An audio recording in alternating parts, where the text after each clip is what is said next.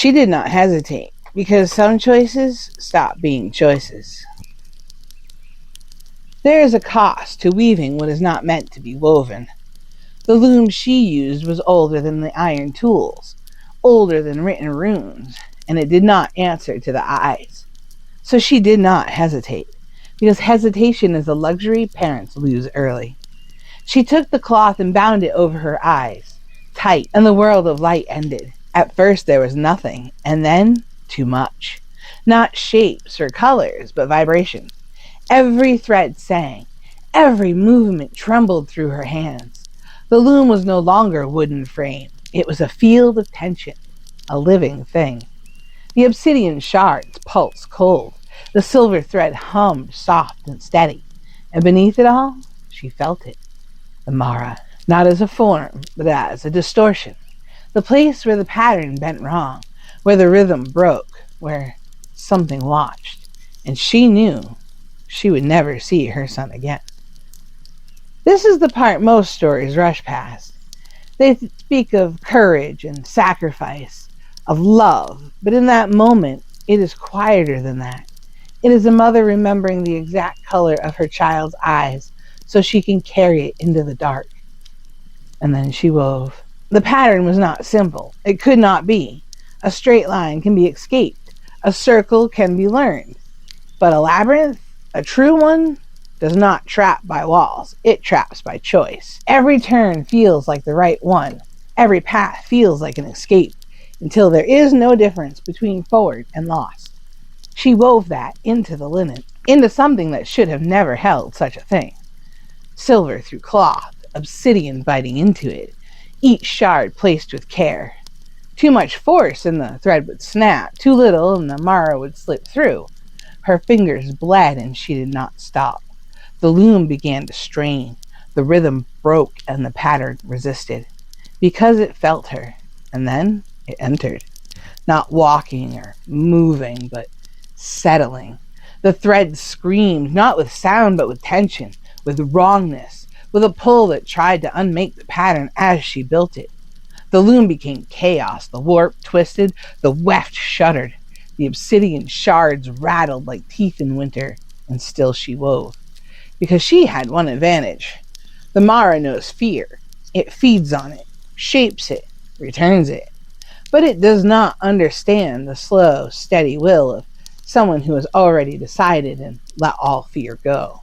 She did not fight it. She did not chase it. She gave it paths, choices, endless ones. And the Mara, as all such things do, followed. Deeper, further, turning again and again, until it did not realize it had already been lost. But a trap is not enough. Not for something that learns. And so she began the final work, the runes. Not bright ones carved for protection in door frames. Not the simple marks of warding. These were older and heavier. Not meant to be seen, only endured. She pressed them into the weave with thread and shard alike. Each one a weight, each one a closing, and each one a no spoken into the fabric of the world. The Mara fought. The threads tightened against her fingers. The loom bucked. The pattern tried to unravel herself. Her hands trembled and her breath broke. Her body began to fail. But weaving is a rhythm, and a rhythm, once found, can carry you further than strength. So she settled. Breathe, pull, thread, set. Breathe, pull, thread, set, until the struggle became quieter. Not gone, but contained. The final rune sank into place, and the loom stilled. Morning came as it always does, indifferent and unaware. The boy woke, not gasping. No fear, no listening over his shoulder. Just breath, simple and unbroken. He rose into a quiet world, a tighter one, a lighter one, a world where his thoughts belonged to him again. He never knew, not of the labyrinth, not of the shards, not of the thing that now slept, folded into heavy linen at the foot of his bed. And the mother, she did not see the morning. She did not see his face when he smiled or spoke, nor when he grew. But she heard him, in a way that his footsteps changed, in the way his voice deepened, in the way he slept without fear. and in the quiet hours she would sit beside the loom, hands resting on its frame, feeling the echo of what she had done. Because once you learn to see that way, you do not forget.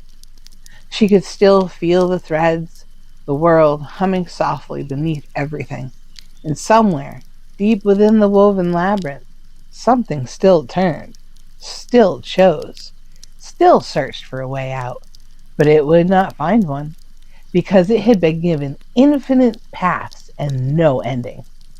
And so the story is told, not as a warning, as a lesson, as a remembering that the battles worth fighting are often the ones no one sees, and that the greatest protections are the ones never noticed, and that love, real love, does not always look like light. Sometimes it looks like darkness chosen willingly, so someone else never has to meet it. And if some night you wake and the world feels strangely quiet, you may not be alone. If you enjoyed this story, come join us by the fireside on Wednesdays and Sundays. Go well, then.